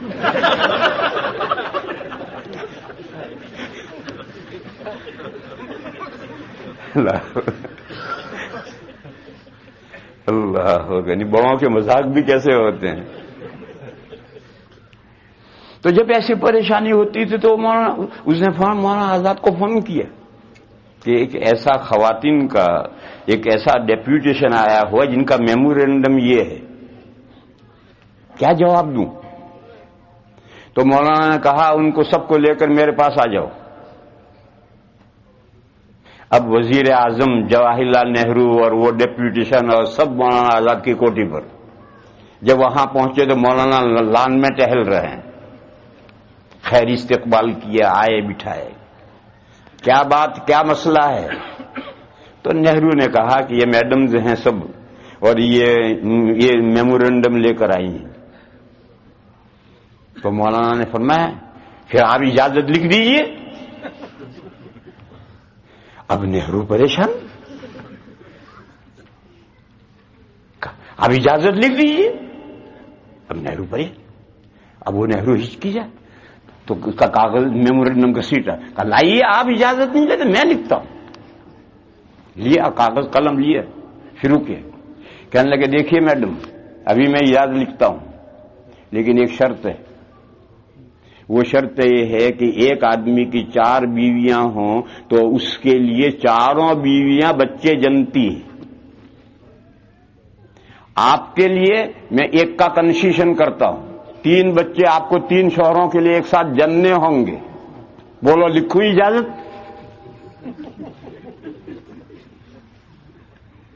چپ. وہ جو گئی وہ گئی، 50 سال ہوئے پھر کبھی نہیں آیا ڈیپیوٹیشن. بولیے ایک کا کنسیشن کرتا ہوں لیکن 3 شوہروں کے لیے آپ کو ایک ساتھ بچے جننے ہوں گے. ایک آدمی کی 4 بیویاں ہوتی ہیں تو 4 بیویاں شوہر کے لیے بچے جنتی ہیں ایک ساتھ. یہ دوسرا ایک تو عورتوں کا مزاج ٹھنڈا ہوتا ہے، ان کو دوسرے شوہر کی ضرورت نہیں ہے. دوسرا یہ ہے کہ جب وہ 2 یا زیادہ شوہروں کی ہوں گی تو بچہ کس کے لیے جنیں گی. یہ وہ وجوہ ہیں جس کی وجہ سے میں نے درمیان میں جواب دے دیا تھا. باقی مردوں کے لیے جو اجازت شریعت نے دی ہے وہ پرسنلی ضرورتیں ہیں، آدمی کی اپنی ضرورتیں ہیں اور وہ ضرورتیں آخر ایک حد پر پوری ہو جائیں گی، اس سے زیادہ کی ضرورت نہیں رہے گی. اور وہ اتنا ہی کا خرچہ بھی برداشت کر سکتا ہے، انصاف بھی کر سکتا ہے، ورنہ ہوس میں بہت ساری عورتیں گھر میں جمع کر لے گا اور سب کی ضرورتیں پوری نہیں کرے گا. اور نبی پاک صلی اللہ تعالی علیہ وسلم نے اپنی ذات کی ضرورت کے لیے کیے ہی نہیں. اور نبی پاک صلی اللہ تعالی علیہ وسلم معصوم ہیں، حضور سے ناانصافی عورتوں کے ساتھ ہو جائے یہ ممکن ہی نہیں. اس لیے حضور کے لیے کوئی عدد نہیں طے کیا گیا اور امت کے لیے 4 کا عدد فکس کر دیا گیا کہ یہاں تک جا سکتے ہو، اور وہ بھی اگر تم انصاف کر سکو تو دوسری بیوی نکاح کرنا جائز ہے ورنہ جائز نہیں. جہاں 1 سے زیادہ بیویوں کے جواز ہے وہاں یہ شرط ہے وَإِنْ خِفْتُمْ أَلَّا تُقْسِطُوا فِي الْيَتَامَى فَانكِحُوا مَا طَابَ لَكُم مِّنَ النِّسَاءِ مَثْنَىٰ وَثُلَاثَ وَرُبَاعَ فَإِنْ خِفْتُمْ أَلَّا تَعْدِلُوا فَوَاحِدَةً أَوْ مَا مَلَكَتْ أَيْمَانُكُمْ. یہ کہا 2 3 4 نکاح جائز ہیں کب؟ جب تم انصاف کر سکو، اور اگر تمہیں یہ اندیشہ ہو کہ تم انصاف نہیں کر سکو گے تو صرف ایک بیوی رکھو. اب یہ اندیشہ حضور کے حق میں ہے ہی نہیں. حضور اللہ کے پیغمبر ہیں، معصوم ہیں، تو حضور اپنی ذات کی ضرورت کے لیے کر نہیں رہے اور ظلم کا کوئی اندیشہ نہیں. اس لیے حضور کے لیے حکم الگ تھا، امت کے لیے حکم الگ تھا. میں سمجھتا ہوں کہ اتنی تفصیل جو میں نے کی ہے اس کے بعد میں کوئی اشکال ذہن میں نہیں رہے گا. اصل میں مثال اس کی دے رہا تھا کہ یہ حدیث ہے، سنت نہیں. یہ جو حضور کے نکاح میں 9 بیویاں رہی ہیں یہ حدیث ہے، حضور کا فعل ہے، اور جب فعل ہے تو حدیث ہے مگر سنت نہیں. تیسری چیز حضور کے ذاتی حالات، کہ حضور کے بال مبارک ایسے تھے، میں اسے پڑھوں گا تو صحیح، میں اپنے بال ویسے کیسے بنا لوں گا؟ جیسے حضور کے بال تھے میں کیسے بناؤں گا؟ حضور کے اگلے 2 دانتوں کے بیچ میں جگہ تھی، اور جب حضور بولتے تھے تو ان 2 دانتوں کے بیچ میں سے ایک روشنی نکلتی ہوئی نظر آتی تھی. اب یہ حدیث ہے، اب ہم چاہیں تو اپنے دانت ایسے کیسے بنا لیں گے؟ یہ جو حضور کے ذاتی حالات ہیں یہ سب حدیثیں ہیں مگر یہ سنت نہیں ہے. سنت نام ہے اس پاتھ کا، اس راستے کا جس پر امت چلے گی. تو اس پر ہم کیسے چلیں گے؟ یہ تو حضور کے ذاتی احوال ہیں، یہ بھی سب حدیثیں ہیں، سنت نہیں. اور ایک چیز ایڈ کرنی ہے، وہ حدیث نہیں ہے اور سنت ہے، وہ ہیں خلفائے راشدین کی سنتیں. 4 خلفاء ہیں، ان خلفائے راشدین کی جو سنتیں ہیں وہ سنتیں ہیں، حدیثیں نہیں. حدیثیں وہی حضور کی 4 چیزوں کا نام سنت ہے. یہ جو خلفائے راشدین کی جو چیزیں ہیں یہ حدیث نہیں ہے مگر سنتیں ہیں.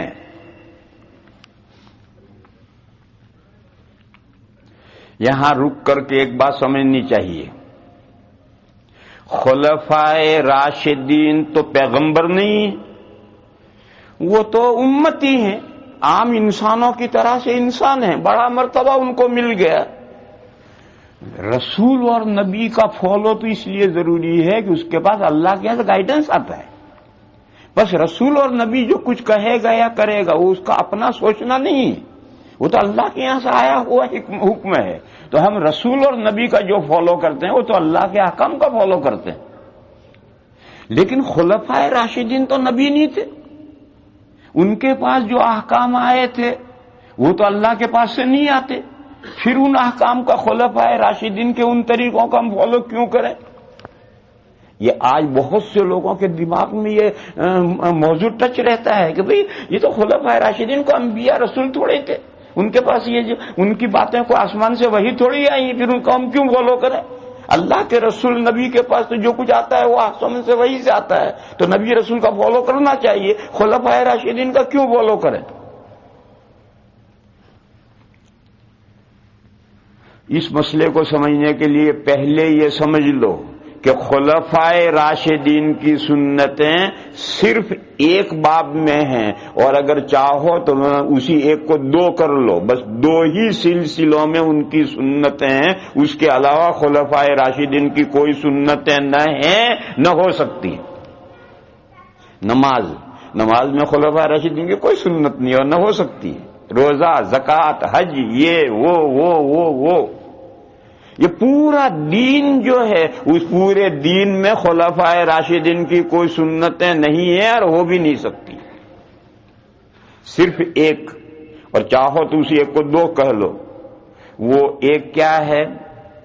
میں نے ابھی بتلایا تھا کہ مدینہ میں تشریف لانے کے بعد میں جنگ احد غزوہ بدر ہوا، وہاں تک حکومت اسٹیبلش نہیں ہوئی تھی. پھر احد ہوا، وہاں بھی حکومت اسٹیبلش نہیں ہوئی تھی. پھر غزوہ احزاب ہوا اور دشمنوں کا زور ٹوٹا، بس اب اسلامی حکومت اسٹیبلش ہوئی. لیکن انٹرنیشنل گورنمنٹ ابھی قائم نہیں ہوئی. حضور کی وفات تک دین جزیرت العرب ہی میں پھیلا تھا، اس سے آگے گیا ہی نہیں تھا. عربوں کے علاوہ دیگر اقوام اسلامی گورنمنٹ کے ماتحت آئی ہی نہیں تھی. اور جب مختلف نیشنز گورنمنٹ کے ماتحت نہیں آئیں گے وہاں تک انٹرنیشنل گورنمنٹ قائم نہیں ہوگی.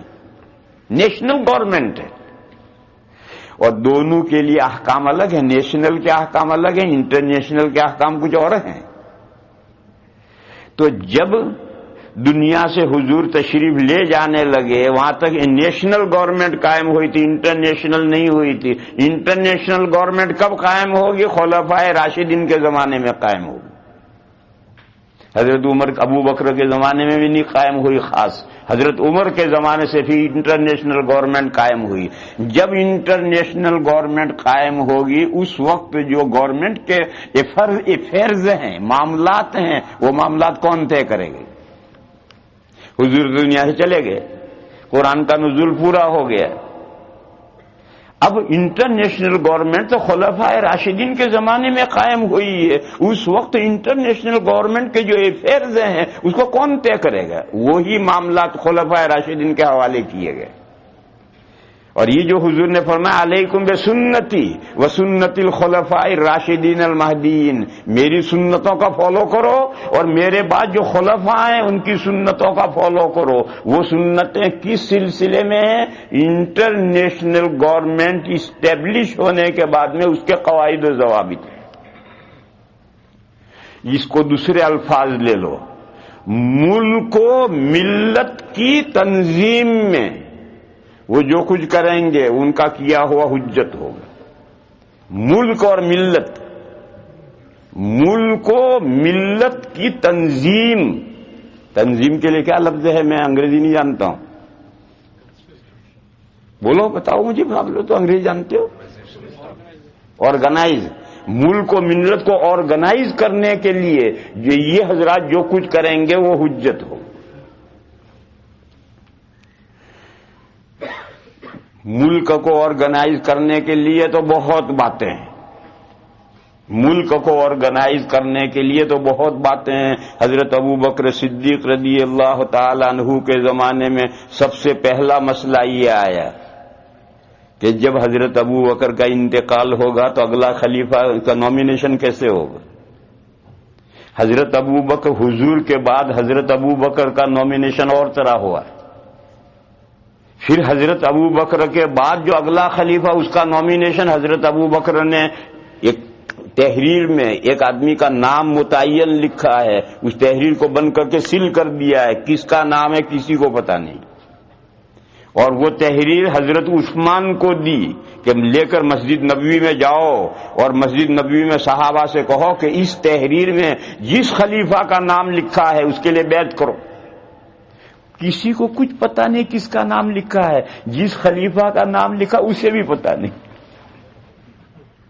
چنانچہ حضرت عثمان لے کر گئے، لوگوں سے کہا بھئی ابو بکر نے اس تحریر میں ایک خلیفہ کا نام لکھا ہے، جس کا بھی نام لکھا بیعت کرو. سب نے بیعت کی. جب ان کا انتقال ہوا اور وہ تحریر کھولی گئی تو اس میں حضرت عمر کا نام تھا. تو اب ایک نامینیشن کا ایک طریقہ یہ بھی ہے. حضور نے تو اس طرح کا نامینیشن نہیں کیا. اب یہ نامینیشن کے جو چند طریقے اسلام میں اس میں سے یہ ایک طریقہ معتبر ہے. یہ معتبر یہ خلفائے راشدین کی سنت سے ہوا ہے. حضرت فاروق اعظم رضی اللہ تعالی عنہ کے زمانے میں تو ملک کی تنظیم سے بے شمار کام ہوئے ہیں. حضرت عثمان غنی رضی اللہ تعالی عنہ نے یہ جو آج ہمارے سب ریک میں قرآن شریف رکھے ہوئے ہیں یہ سب حضرت عثمان کا جمع کیا ہوا ہے.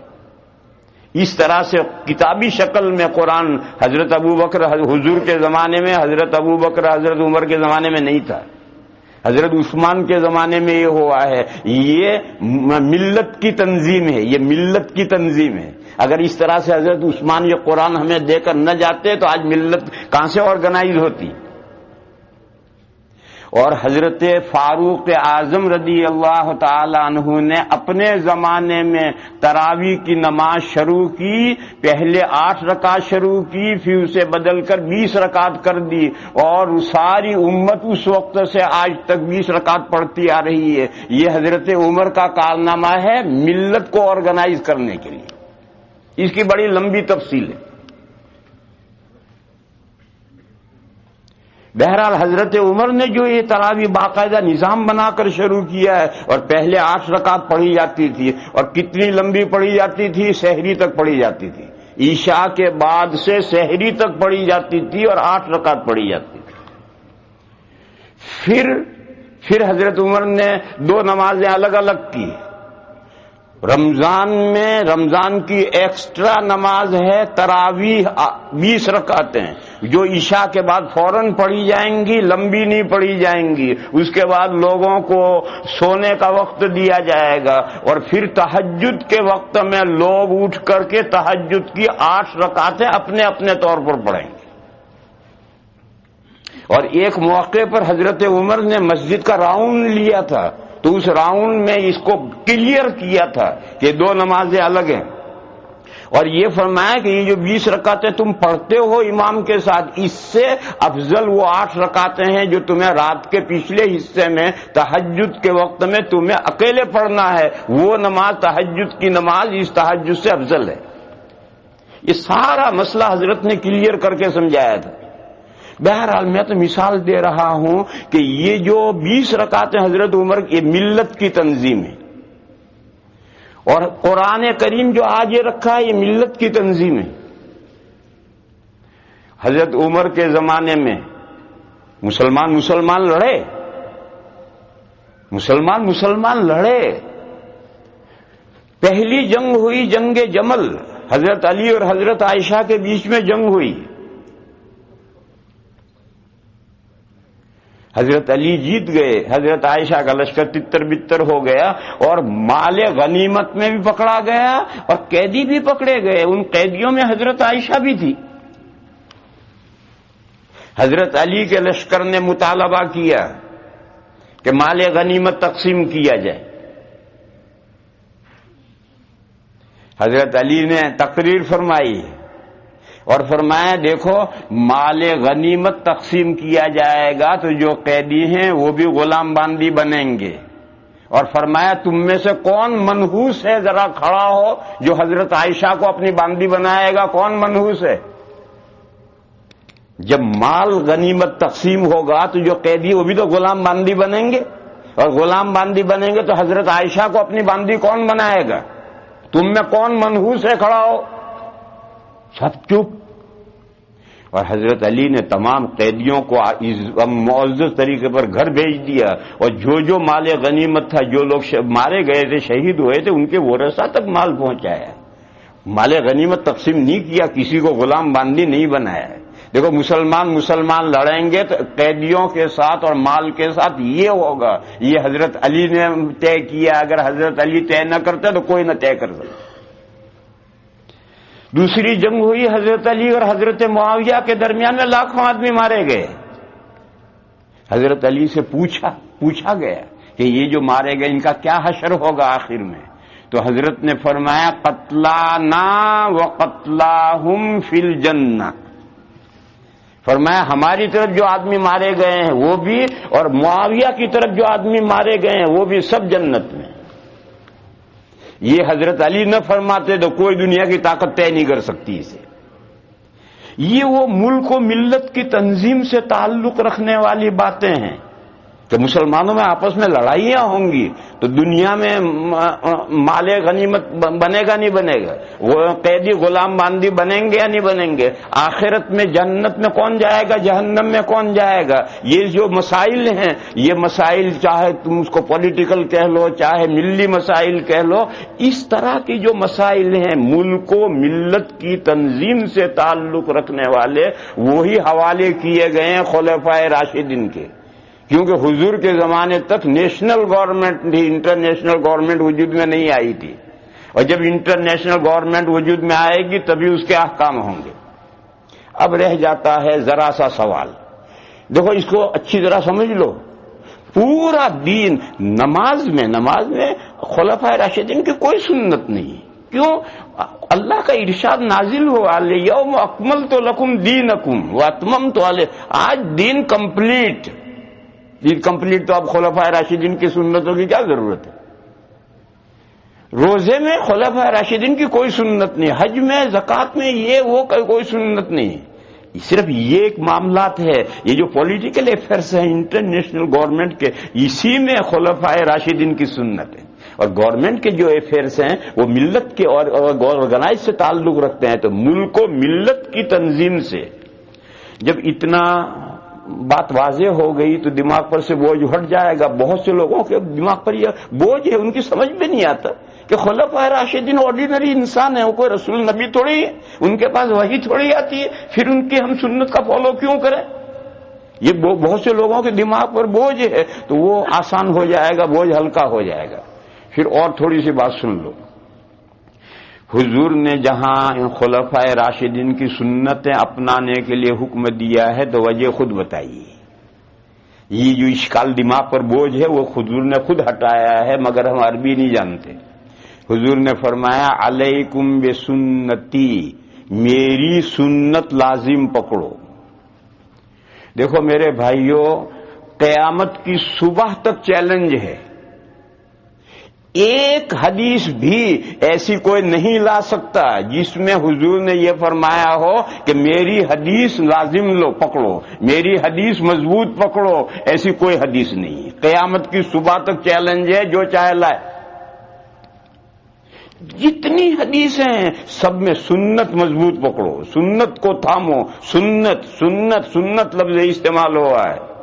حدیثوں کے بارے میں کیا آیا ہے؟ حدیثوں کے بارے میں ہے کہ وہ بندہ خوش و خرم رہے، وہ بندہ تر و تازہ رہے جو میری حدیثیں سنے، سن کر کے یاد کرے، حفظ کرے اور دوسروں تک پہنچائے۔ یہ دعائیں حضور نے دی ہیں، حدیثیں، اس میں سب حدیثیں یاد کرنی ہیں اور آگے پہنچانی ہے، لیکن مضبوط پکڑنا، اس کے لیے کسی حدیث میں یہ مضمون نہیں آیا کہ حدیث کو مضبوط پکڑو، کہیں نہیں ہے، سب جگہ پر سنت سنت ہی لفظ ہے۔ دیکھو ایک تو یہ حدیث ہے علیکم بسنتی، میری سنت لازم پکڑو، وسنت الخلفاء، اور خلفاء کی سنت لازم پکڑو۔ دوسری حدیث میں حضور نے کیا فرمایا؟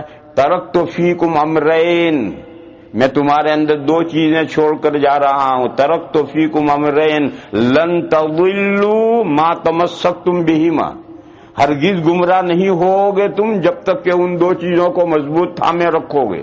وہ دو چیزیں کیا ہیں؟ حضور نے فرمایا کتاب اللہ و سنتی، اللہ کی کتاب اور میری سنت۔ حدیث شریف میں ہے من تمسک بسنتی عند فساد امتی فلہ کذا، جب امت میں بگاڑ آ جائے اس وقت جو میری سنت کو مضبوط پکڑے رہے گا اس کو اتنا ثواب ملے گا۔ سنتی، جتنی روایتیں حدیثیں سب میں لفظ سنت کی تاکید کی گئی ہے، ایک حدیث بھی نہیں ہے جس میں حدیث کو مضبوط پکڑنے کا حکم ہو۔ اس مضمون کو میں سمجھا رہا ہوں۔ تو حضور نے فرمایا علیکم بسنتی، میری سنت مضبوط پکڑو، وسنت الخلفاء، اور میرے پیچھے بلا فصل، حضور کی دنیا سے گزرنے کے بعد بلا فصل متصل جو خلف آئیں گے جن کی حکومت حضور ہی کے انداز پر ہوگی، حضور ہی کے انداز پر جو لوگ حکومت کریں گے علی منہاج النبوہ، تو فرمایا میرے جو خلفاء ہیں میرے بعد جو آئیں گے ان کی سنت مضبوط پکڑو، و سنت الخلفاء۔ کیوں؟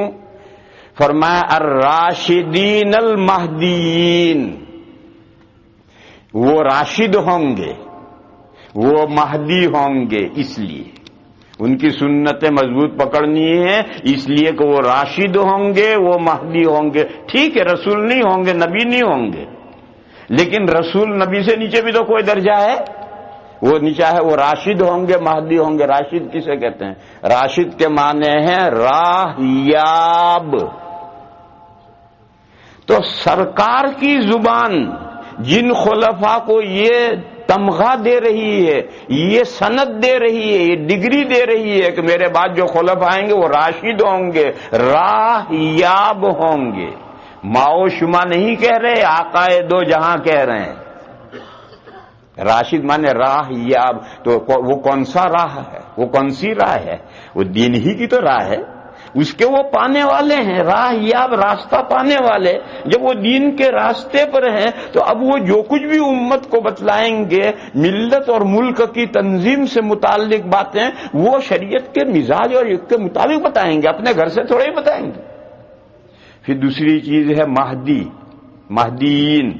مہدیون یہ وہی مہدی ہے جو قیامت کے قریب میں مہدی ظاہر ہوں گے۔ مہدی کے معنی ہیں ہدایت مآب۔ یہ مآب لفظ اردو کا کبھی کبھی استعمال ہوتا ہے، اس لیے عام لوگ نہیں جانتے۔ جو کوئی بہت بڑا آدمی ہو تو کیا کہتے ہیں؟ عزت مآب۔ عزت مآب یعنی عزت جس کی گٹی میں پڑی ہوئی ہے، 7 پشتوں سے اس کے یہاں نوابی چلی آ رہی ہے، 7 پشتوں سے نوابی چلی آ رہی ہے، تو وہ عزت مآب کہلائے گا۔ اب تو پہلی مرتبہ الیکشن میں کامیاب ہوا وہ بھی عزت مآب ہو، اب تو پہلی مرتبہ الیکشن میں کامیاب ہوتا ہے وہ بھی عزت مآب ہوتا ہے۔ باقی اس مآب کے معنی یہ ہیں کہ جو 7 پشتوں سے نوابی چلی آ رہی ہے وہ عزت مآب ہوگا، جس کی گھٹی میں عزت پڑی ہوئی ہے۔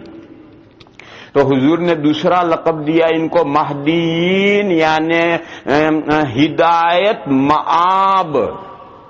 میرے بعد جو میرے خلفاء آئیں گے ان کی گھٹی میں ہدایت پڑی ہوئی ہے۔ تو اللہ کا رسول جن بندوں کے بارے میں کہہ رہا ہے کہ وہ راہ یاب ہیں، ان کی گھٹی میں ہدایت پڑی ہوئی ہے، اگر ان کی سنتیں پولیٹیکل افیئرز میں اور ملت کو آرگنائز کرنے کے سلسلے میں اگر ان کی سنتیں لینے کے لیے حضور فرمائیں تو ذہن پر سے بوجھ ہٹ جانا چاہیے۔ تو میرے بھائیو بات کہیں سے کہیں نکل گئی۔ میں تو اصل بات یہ کہہ رہا تھا کہ ہم جو ہے اہل السنہ والجماعہ، ہم سنت کے پکڑنے والے ہیں۔ آج کچھ لوگ ہیں کہ ہم اہل حدیث ہیں، اہل حدیث تو کہیں لفظ ہی نہیں آیا قرآن و حدیث میں کہ حدیث مضبوط پکڑو، ایسا تو کوئی لفظ ہی نہیں آیا ہے۔ لہذا ہم جو اہل السنہ والجماعہ ہیں، والجماعہ کا کیا مطلب ہے کل بتاؤں گا، آج صرف اہل السنہ کا مطلب بتایا ہے۔ یہ جو ہم اہل السنہ والجماعہ ہیں اسی کو مضبوط تھامنے کا نام ہے دیوبندیت۔ دیوبندیت یہی ایک مشن ہے، دیوبندیت ایک تحریک ہے، وہ تمام انسانوں کو دعوت دیتا ہے کہ قرآن و سنت پر آؤ، قرآن و سنت پر آؤ، اسے مضبوط تھامو۔ جو نئی نئی باتیں اسلام میں بعد میں نکلی اسے چھوڑو، بدعات اور خرافات چھوڑو، وہ دین نہیں ہے۔ میرے بھائی ایک مثال سمجھو، یہ بلڈنگ ہے، اگر اس کو آپ 100 سال تک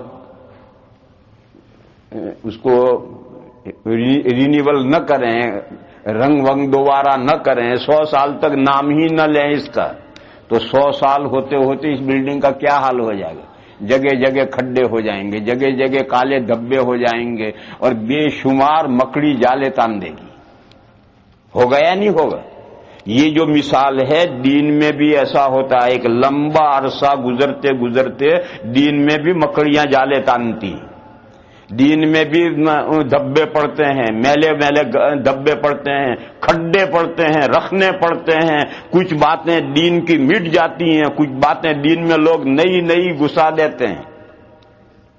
یہی بدعات و خرافات ہیں۔ یہ جو مکڑی کے جالے 100 سال کے اندر بلڈنگ کی خبر نہیں لی اور یہ جو مکڑی کے جالے ہو گئے ہیں، یہ بدعات و خرافات ہیں۔ اور اللہ کی سنت یہ ہے کہ 100 سال میں اللہ ایک ایسی شخصیت پیدا کرتے ہیں جو بلڈنگ کو رینیول کر دیتی ہے۔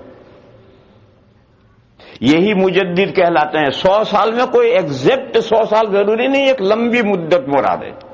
ایک لمبی مدت کے بعد میں، ایک عرصہ گزرنے کے بعد میں جب دین میں اس طرح کی چیزیں ہو جائیں گے تو اللہ تعالیٰ کا نظام ہے، وہ ایک ایسی شخصیت پیدا کرتے ہیں کہ جو دین کو رینیول کرتی ہے، اس کے تمام مکڑی کے جالے والے تان کر کے سب صاف کرتی ہے، جو میلے دھبے ہیں ان کو سب کو صحیح کرتی ہے، کھڈے ہیں انہیں بھرتی ہے، اور لوگوں نے نئی نئی چیزیں۔ جالے لٹک رہے ہیں، لوگ کہتے ہیں جالر ہیں، فانوس ہیں۔ ارے فانوس نہیں ہے، مکڑی کے جالے ہیں۔ اور چاروں طرف جو مکڑی کے جالے جھکتے ہیں تو لوگ کہتے ہیں تو فانوس لٹک رہے ہیں۔ ارے دیکھو کتنا شاندار ہے، تو شاندار نہیں ہے، تو سب مکڑی کے جالے لٹک رہے ہیں، اس کو جھاڑو دے اور سب صاف کر کے باہر پھینک۔ دین کی اسی خدمت کا نام دیوبندیت ہے۔ وآخر دعوانا ان الحمدللہ رب العالمین۔ بات ابھی شروع نہیں ہوئی، اب آپ کی بات کل کریں گے انشاءاللہ۔